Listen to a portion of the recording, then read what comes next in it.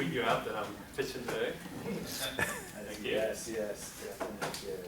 All right, so let me get you Excellent. back up here and we're good to go. So, Dave Kern, and I'm going to talk to you this morning about Whee Make It. Okay. Whee Make It, the core idea is we are going to teach children how to make things with 3D scanners, CAD models, and 3D printers. Okay. Why 3D printers and why me? So I was a teenager in the 70s, and I was there when I remember when the first personal computers hit the market. It was about 1977, and all of a sudden these technologies that we had used to calculate lunar orbits, I say we, the big we, calculate lunar orbits and land astronauts on the moon, all of a sudden they were for sale at Radio Shack. It was a TRS-80 Tandy computer. What do you do with a personal computer in the 70s? Well, I played with them. It was fun. The most useful thing I figured out was it helped me do my calculus homework. Very helpful. But not a big impact in the 70s. But we now know that that was the beginning of an era in personal computing that has literally touched billions of lives and almost every industry. So, when I saw personal computers first come, or personal manufacturing come out, this idea of 3D printing, I started to think this might be an opportunity. And as I studied the technologies behind what's driving these products, the computer-aided design and the computer-aided manufacturing, these are the technologies that are actually driving the global manufacturing industries. So this really feels to me like a repeat of what we had in the personal computing. I think personal manufacturing is going to be a really big deal. And I don't think, and I'm not alone, there's a lot of buzz about personal manufacturing and 3D printers. I've decided that at this point in my life, I want to get on board this. I'm not just going to watch personal manufacturing develop and see the YouTube videos and read the magazine articles. I want to be involved. So that's why I'm here. That's why I'm excited about 3D printing. Too many. So again, we are going to teach kids how to make things with 3D scanners, CAD models, and 3D printers. Okay. Why kids? Why kids? Well, I can answer that with 3 numbers.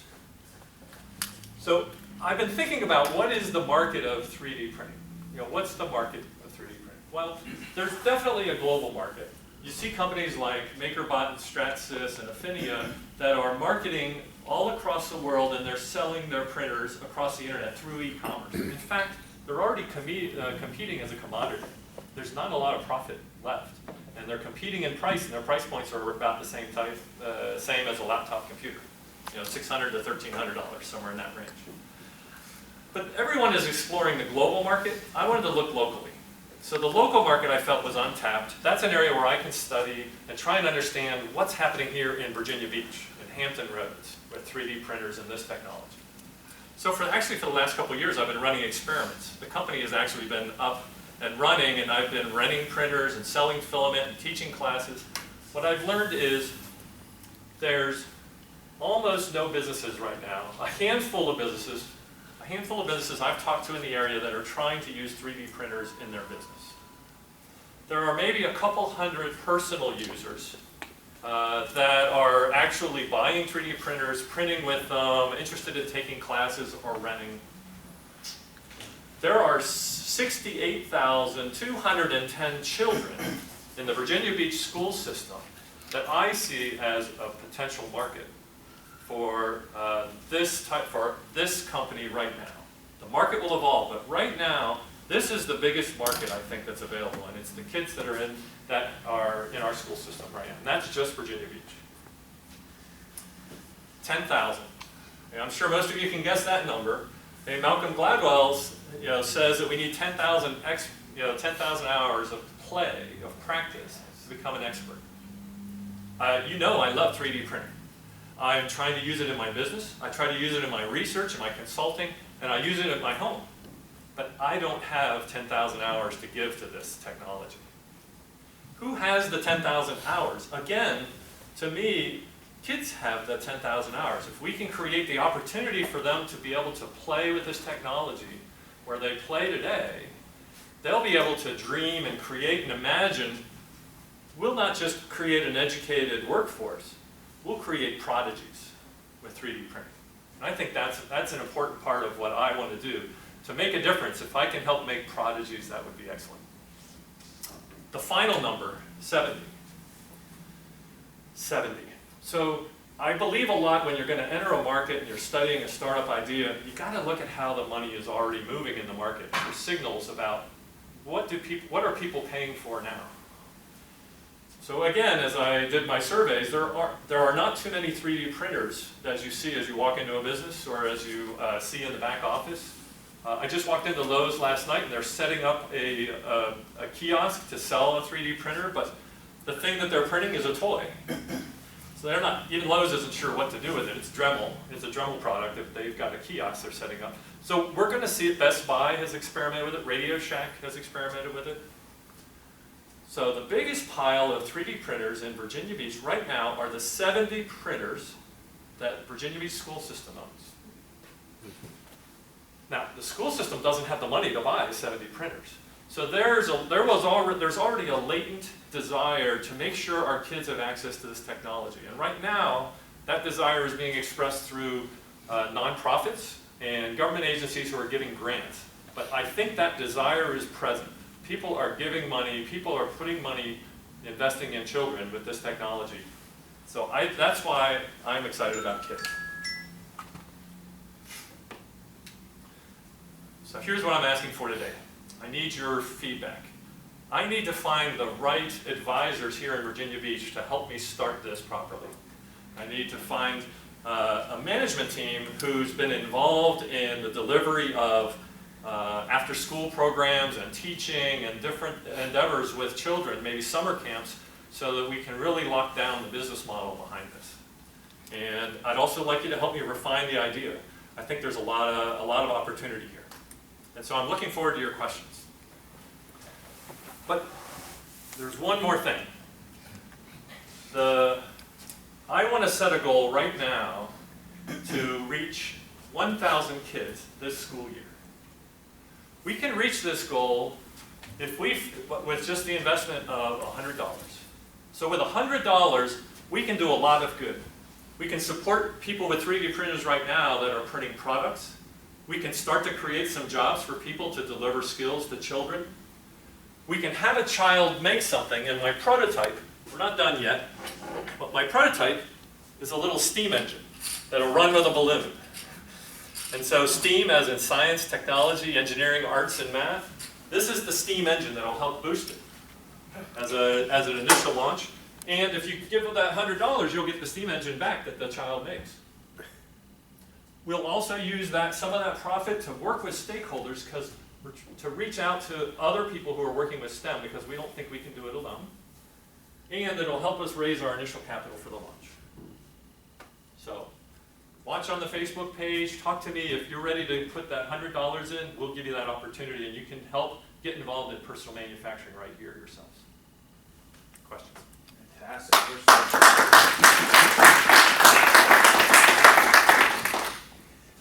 You've already answered this, but I want you to go back to it. Right. Where the heck is 3D printing going? If you were to reach out. Good question. And I'm limited in 6 minutes, so I know there's more things we need to talk about. So what could 3D printing mean to us as a consumer? So I told you I was at Lowe's last night. I need to pick up a couple screws. Well, so when you have a board loose on your deck and you need 6 deck screws, right now you have to get in your car and drive to Lowe's or Home Depot or one of the stores in the area, and you have to buy a box of 250 deck screws. You may only need 6. And then you take those deck screws home and you put them in, and then you got to stick a box of 244 deck screws back in your garage. And I don't know about you, but I've got a lot of boxes of deck screws in my garage. Okay? With personal manufacturing, it's almost possible today that you would just go to your Home Depot app at your home on your tablet, and you'd select a deck screw and you'd hit print quantity 6. And you'd walk out to your garage and you'd have 6 deck screws. Now, what would that mean? Well, first, think of all the waste that's eliminated in the overproduction of deck screws. all of the shelf space on Home Depots that are filled with deck screws right now and all those hardware parts would disappear because we don't need those anymore. The environmental impact is very positive because you're no longer, and that's an area where I think personal manufacturing can rapidly overtake globalized manufacturing. Because if you can just print the 6 deck screws you need, why do they need to ship crates of deck screws to Virginia Beach? Can I do a follow-on on that? So that's just an example. A follow-on? I'm a company that makes deck screws. Right. I want you to put those on the shelf. I want you to buy that. Why would I be interested in you, enabling you to do that? So if you're making deck screws today, you definitely need to pay attention to personal manufacturing. Okay? Because your market, your supply chain is going to be disrupted. So if you want to look ahead, if you're making deck screws today, the thing to look ahead is the intellectual property of your screw. And you can, instead of selling deck screws and having the manufacturing, running a manufacturing plant, you'll become more of a design plant. You'll be designing deck screws and selling your intellectual property as a CAD model that every time someone prints a deck screw, you get $1. And if you're ahead of the game, I bet you can improve your profit margins and reduce your overheads by thinking ahead. Let's go back to the very basic fundamentals. I got a 3D printer. I want to make deck screws. What do I load in the machine to get a deck screw? Do I have to buy some kind of liquid metal? I mean, how does that work? Right. So how many in here use computers? Everyone, right? We probably have 3. I got 3 or 4 on me right now somewhere. Most of us don't have a clue about how it works. This is the same thing with this technology. So it's really, when you go to the app and you pull up the deck screw, instead of it showing a picture, it's going to have a 3-dimensional model. So instead of a 2-dimensional model that you're looking at, you'll have a 3-dimensional model. And when you hit print, it'll just go into a print driver that goes to, and it'll actually be wireless. There are wireless 3D printers today.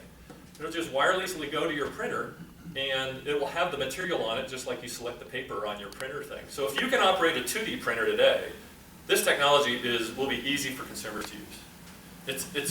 It's one of the fallacies of 3D printing that it's hard, or the only thing is the tools are a little glitchy right now. If I need a metal screw, right. How does it translate from a piece of paper to the technology move? Yeah, how does okay. I mean, if you're making plastic and metal and a device like that, how does it do that? So in the back there's a small metal square clip. Could you toss that up front, please? It's right there next to the printer on the table. A little square metal says KTG in the middle. Yep. Thank you, Vanna. Thank you. Always good to have some eye candy in the presentation. So I wanted to make myself a money clip. So first I prototyped it in plastic to make sure I got the size. I wanted it to be the exact width of a dollar bill. Okay. Then there's several technologies now that can create metal objects. This was made with additive manufacturing. This is bronze. The price points will change. Right now that costs $80 to make. The price points will come down. There's a couple ways we're doing it. Right now in high-end manufacturing, they're using lasers and they go into a box of titanium powder. And they use the lasers to fuse together the titanium molecules into a metal structure. And they're creating turbines and shapes that can't be created with any other manufacturing process. That laser process of laser sintering is rapidly coming down in price. That's going to be one of the things that will be available, that'll be able to quickly make things in a wide variety of products. At the low end, we're using plastics right now in most of these low-end 3D printers. So, plastics can do a lot of good things, but they can't do everything. Well, first, we might be able to make a plastic deck screw. There's some tough plastics out there that might do fine. But we're learning how to float metal particles in the plastic. And what happens is the metal particles kind of float in the plastic, and then you burn the plastic away, and you've got kind of a metal part left behind. And so there's things to solve. I don't think we can, deck screws, actually because of the torque and the twist and all of that, probably we're not ready to make that right now. You could make it, you're not ready to pay for it right now. It wouldn't be able to compete on the global market. But these things are coming. How much does a competent personal printer cost? It's gonna, I think the model, right now, that printer back there cost me $600. That's the low end of the market. One that's easier to use and doesn't require so much geeky tweaking. I mean, that's got like all the, I brought that because it's like completely stripped open. You can see all the guts. The software program, it's like running an air traffic control program. I mean, it's all kinds of things. A very simple, easy to use one that I've used with children, 5th graders, $1,300. And so it's in that personal computer range. That's what we pay for technology. Can individuals use a program like SketchUp to create something, or do we have to get more technical? Actually, there's a program called TinkerCAD that I'm a big fan of, especially for children. So if you can use PowerPoint, as in, can you drag a shape onto PowerPoint and make it bigger and smaller and grab another shape and like group them together? That's how you use this CAD model. You just pick shapes and you pull them on and you group them together and you scale them in size and it downloads as a 3D printable print. And so one of the experiments to be able to test the idea was I worked with Virginia Beach schools, and we kind of worked together on a summer camp this summer. So another visual aid, there's a little hand back there. Can I have another contestant down front, please?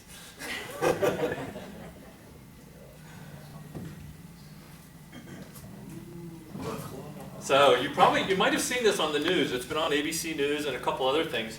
These are, there's a nonprofit that's putting out designs to build prosthetics for children. And it's made with a 3D printer. So it's a very cool design.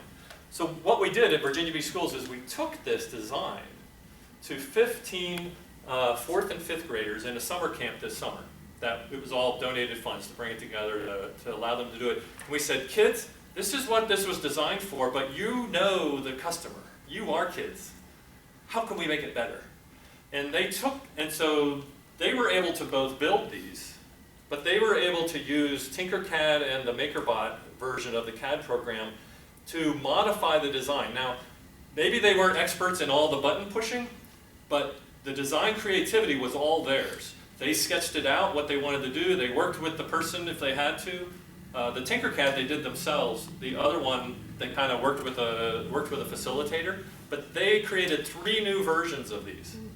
One was a version that put a shield on the back to protect these cables from breaking. Another version was to make one of these conductive so that the child using it could use their smartphone. I mean, these are great ideas. And the other one was they wanted to add more knuckles than we had as humans, because this is mimicking a human, to try and give it more dexterity. This is awesome. I want to do more of that. Yes? So the Whee Make It business is to provide classes to kids. So this is a concept. I do have a couple trial models. So this model, I think, is a first model to test viability. So I've kind of experimented, and I think this size of 15 is a kind of a good size as a minimum start. I think less than 15 is probably not worth it. But 15 children, we're talking about that $100. What would we do with that $100? If I need 1,000 of the big parts on here, one thing about 3D printing right now is it's relatively slow. So children don't want to wait around for a long print. This probably, in total, would take about 8 hours to print. 8,000 hours of printing. Hey, can't do that. I don't have the 8,000 hours of printing to do. But there's a cloud manufacturing group out there. If you go to 3D Hubs, which I'm a member of also, with my printers, there are 6,000 people logged in ready to do 3D prints. And I can send 1,000 people a print, and everyone will be done in a day or two and ship it back to me. So that's where the first price point comes in. So, and actually, if you wanted to make a production run of this or something like this prototype, 1,000, that's enough of a production run that existing technologies, that's a terrible price point. You would have to spend $20,000 on a couple different casts, and then you could make them for $1 a piece. But there's not a profitable price point in there at the 1,000 to do the test run at 1,000. It's actually a good test of cloud manufacturing with 3D printing. Then the price right now for teachers who are doing after-school programs and things is roughly in the high 20s to low 30s an hour for a price point. And I think twice minimum wage for 2 assistants to facilitate. 3 people in the room, I think a 5-to-1 ratio is what we were using, and I think that was sufficient. I've talked to others, and they disagree. It's like 4 or 6-to-1, but that's the right labor cost, if you will. And that can generate some gross profit. All I'm trying to do with minimal structure, with the minimal business overhead, just enable these people to do this. I think that I can raise the minimum capital to be able to move to the next phase, which to me I've calculated as 580 students. If I can raise 15,000 in capital and also demonstrate that 1,000 people, or 580 people in this case, are willing to invest in this so that kids can play with the technology and then they get something back for it, this is kind of like Kickstarter model. So this is very much a Kickstarter. You could come in and just say, I'll just give you, so it's $50 out of the 100 is for parts. Well, I'll give you $12.50 just for capital, and you get karma back. But so there could be some price points in there, but for $100 you do the maximum good. So I think this is kind of a kickoff model to raise some capital. Now, I've gone one model further. What would a summer camp look at? Because what I want is to buy the infrastructure with that $18,000 to enable me to run one steady summer camp through the 8 or 9 weeks of the summer. And if I just run camp and kept 15 students, and it's a half-day camp. A lot of the camps run half-day, so maybe I team with another one, so they like be in my camp in the morning and move to another camp in the afternoon. Then I think I can be viable at that level, and it's scalable. If we can do multiple camps, we can move to any city, but I've got to find the right. I want to experiment here and find the right mix to make the model work. Have you spoke with local resources like VMask or WHO or OU who already run summer camps for STEM initiatives and whatnot? So there's already a market, and I am just starting those conversations. I've not talked to many of those people, but I have talked with. I've talked a little bit with the Virginia Beach school system, and I've talked with. I have a meeting with Virginia Beach, the head of Virginia Beach Recs department on Tuesday. I've met with Ray's help. I met with some folks at the Economic Development Center, Jerry Stewart, and so I'm having conversations now. That's the stage I'm in. But when I come to the conversation, I'm really, as soon as I get enough feedback that I'm on target with kind of the Kickstarter, I'd want to come to this conversation not asking for something. I want to come to the conversation offering something. I want to come to the conversation and say, I've already got some people excited in this idea, and I'm going to generate some profits that I'm willing to reinvest back in the community. How could we work together? So I know you're focused on Virginia Beach, but Karen Richardson, Executive Director of Virginia Society of Technology and Education, they're having their annual conference in Roanoke in December. That might be somebody you want to get in touch with, and Andy Gilstrap at WHRO, who runs all of the outreach programs at WHRO, who Chuck introduced me to. Okay. So those are two people you want to talk to. And is this being recorded? Yeah. Excellent. So The follow up. Yeah. The printer manufacturers might be a resource as well. They might. MakerBot is making the biggest investment in trying to capture the kind of like being the go-to company. But their problem is they have no local presence. And I've actually talked to them about starting up a local presence. And they're really looking at it very traditionally. If I'm not already a big retailer locally, like a Lowe's or something, they're not interested. And I don't think it fits very well into the Lowe's. So they're thinking of it first as just selling a product. And the commodity, the margin of profit on selling the product is very small. So then you'd have to go to, well, can I make money on the ink? And so the ink is very competitive too. I can buy, so right now Amazon's ink is typically around $20 to $30 for a kilogram of filament ink, the basic kind of stuff, not the fancier stuff. You can buy it wholesale in China. I bought a pallet, not a pallet, I thought 1,000 kilograms from China at about $10 $10, and I've been using that as my stock and to sell. So there's some profit there, but one of the interesting things is there's an open source model for how to make your own filament that's already out there. That was put out on, it's already on Thingiverse. It's called so there's a MakerBot? No, not MakerBot. I can't think of it. There's already a company that did a Kickstarter that has an open source design, and now there's already companies in the United States selling filament for $10. And so that's being commoditized pretty quickly too, and so the profit's being squeezed out of the ink. The services side, I've tried to explore that. I think these are all markets that are coming as the use of it in businesses and homes expand. But today's market, that's why I'm focusing on a specific market that I think is available today. I can't make a lot of money selling printers today or selling filament today, but I think there's a business model here that can get that we can start now.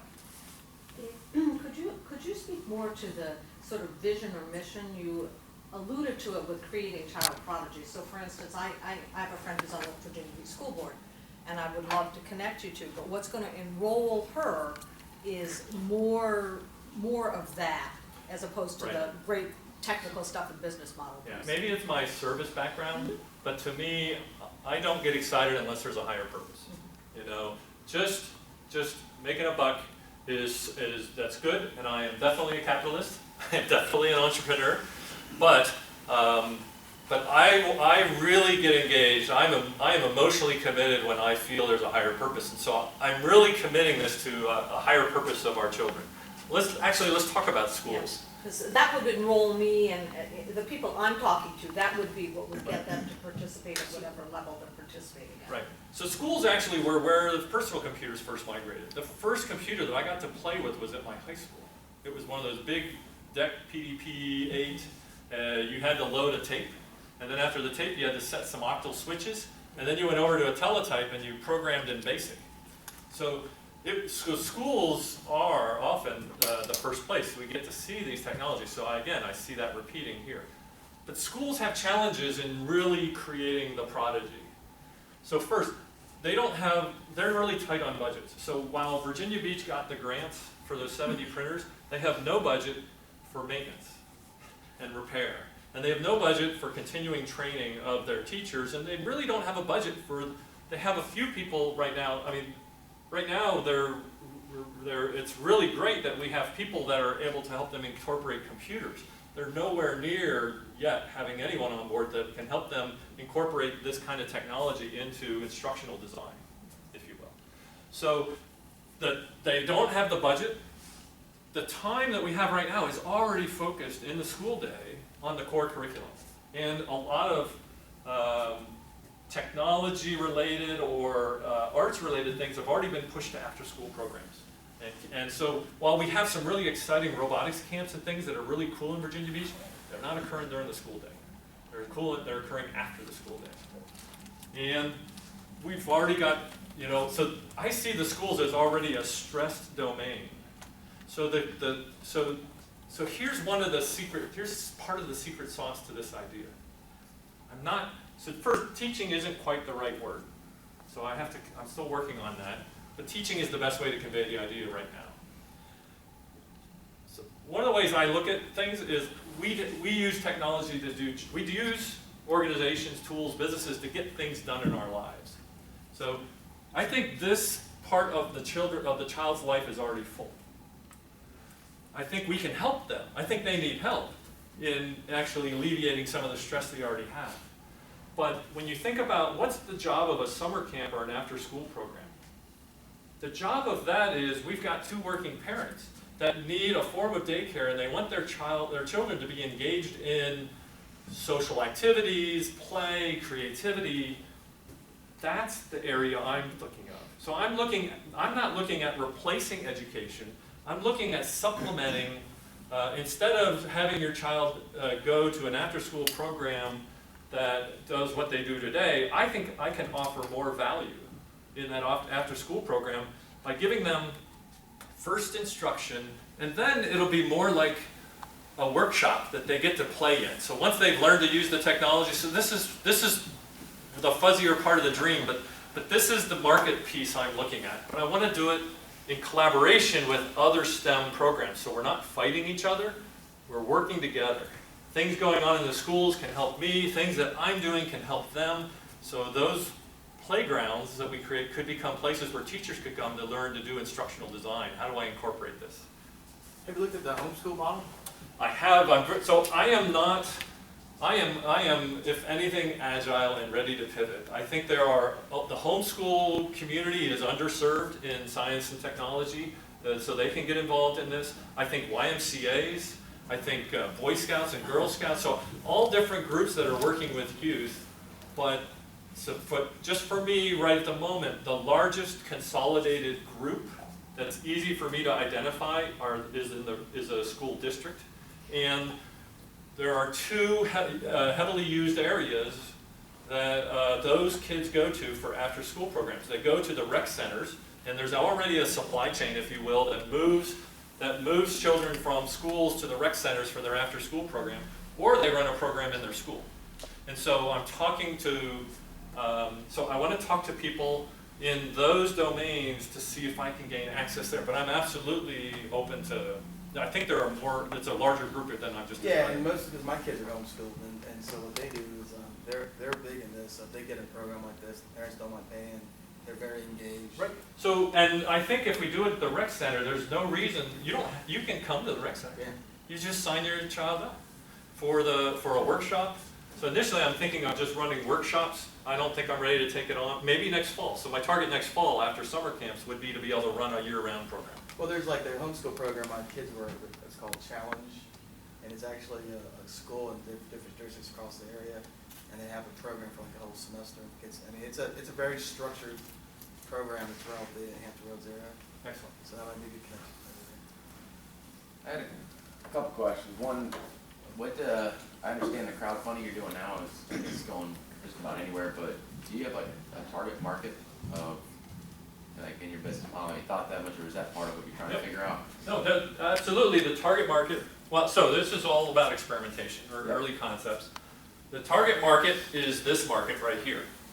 And these are the prices right now that people are paying in Virginia Beach for these types of products, these services. Okay, so we're paying about a little less than $100 a week for workshops at the rec center. Now the summer camps can rise between $200 to $500. Who's paying that? That's what I'm thinking. The parent.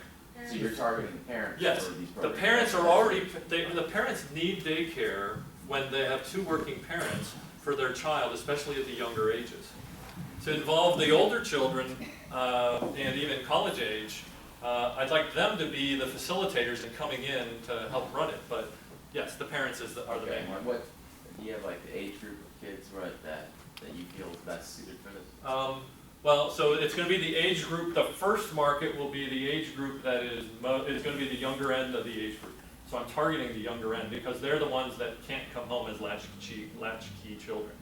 So I've experimented down to 4th and 5th grade. I don't know. I think you can do just the design aspects, all the way down to kindergarten. They would not probably, so they would be drawing and designing things and someone would be helping them. Maybe older children would be helping them create. We create kind of a little ecosystem that way. But definitely the parent is, the parent who already needs, is using these programs, summer camps and after school programs for childcare, they're the target market. Just to add to your point, like there's camp invention similar to this, and they can incorporate, you could work with them, and the average price per camp is $275. So parents are doing it where you come in and you're taking prototypes. That's right destination imagination. Again, something similar. But if you work with them, this would be an excellent complement, because I have little ones, I have twins, and I do all of these programs for my kids. So I'm very familiar with the cost, and you're very much at, it's a really good working model. Great. I appreciate that. I went to both of those websites. Yeah. Discovery Imagination, Camp Invention. Destination Imagination, Camp Invention, there's so many of these. But when I put in our zip code, I didn't find a local camp. Oh, there. So maybe my kids have been doing it for 3 years. Good. Yeah. So they are here locally. Yes. There's so many possibilities when you get into the play. They do exactly what you're talking about, and the Right. 3D printing would be perfect, because they build something and imagine if they see it. That's Right. like, wow. Absolutely. Yes, sir. What about our Route 247 that presented here? I'm already teaming with Lisa and Maria. So I've asked them so I've already given them a challenge to develop the first assistance for next summer camp. So I want to I'm going to, as a business, I want to support their model of working with high school students. And so I think actually what they offer is a great value because they're going to help me filter from a group of high school students to find maybe the 3 or 4 that are best suited to be camp counselors next summer. Right, I think it's awesome. if you don't know what Route 247 is, go up on 1 Million Cups Virginia Beach, put Route 247, you'll see their video. So it's an interesting program. Dave, 2 quick questions, I guess. Do you envision this to be like a junior achievement where the kids could actually sell things that they make? Mm-hmm. And then the second is, you mentioned Kickstarter. Have you actually set up a Kickstarter site? No, I have not started the Kickstarter campaign, so I'll answer the second one first. I think the right way, I don't know, I've not done one, so all I've done is, listened on the web and people who have done it. I'd like to talk to some more of the local Kickstarters, like MakerMax, to get their experience. What I understand is it's really best to build a buzz before you actually launch Kickstarter, so you've got a bunch of people primed to help go build it, so you get high rankings on it. On the first part, I am open. I think there are a lot of interesting entrepreneurial ideas and things. The core idea, though, is the core. So I think there are ways we can support all these different things that people, that the kids themselves will come up with. Instead of a lemonade stand, they'll be making, stuff and selling it on the side of the road. It's great, but the core idea, so the core market, and to kind of drive down to who am I targeting right now, who I think is willing to pay that money, are the parents of children who need after-school care and summer care. How much have you raised so far? This is my first pitch. This is you're here at day 0, and I have a sign-up pad right in front of me. The deck screw analogy is fairly easy to comprehend. Right. Do you have 4 or 5 similar comparisons from other trade space, sports, entertainment? So I have a couple examples. So the medical field is where this is rapidly growing fastest. And the reason is 3D, when you're making 1 million identical designs, 3D printing is expensive. Okay, as I said before, go use an industrial capability. That's what the industrial manufacturing, the globalized market is super at. They prototype, they build, and then they produce millions of the exact same thing. But the medical community, the reason the medical community is because every human body is different. We don't have 1 million bodies that are the same. So everything that touches the human body is a potential market that will be invested. Let's talk about shoes. Okay? My right foot is larger than my left foot. Okay? My shoes are never a great fit. I have a good fit, but never a great fit.